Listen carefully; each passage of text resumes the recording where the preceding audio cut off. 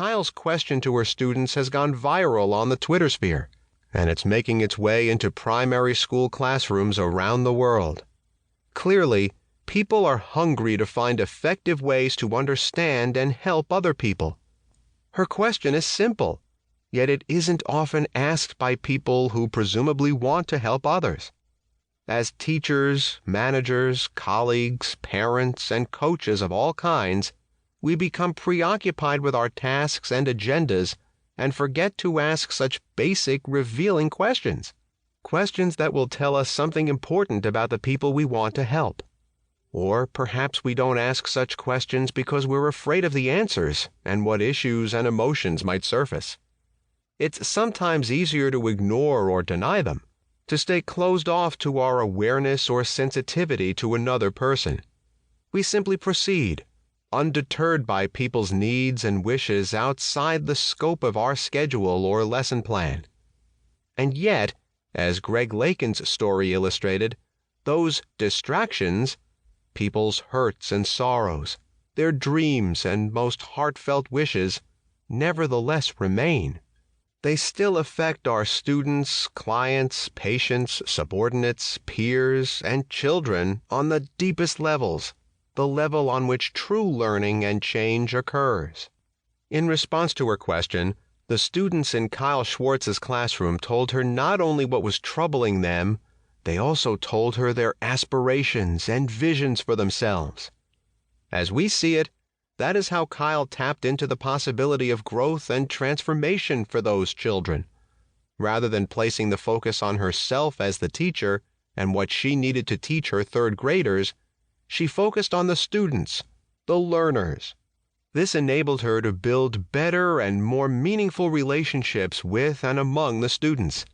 She was able to build a community with a common or shared purpose of listening and caring for each other. The two stories we've just shared emerged from very different contexts, but they are both about helping others to learn, grow, and change. And that is the focus of this book. The fact is that everyone needs help, not only third-grade children, and not only surgeons at an impasse in their careers. We all need help to make important changes in our lives and work, and to learn new things. This book will show you how to help others more effectively. Note that, although our focus as authors, researchers, and educators happens to be on the coaching profession, executive, career, life, team, and peer coaching, we intend this book for many different audiences.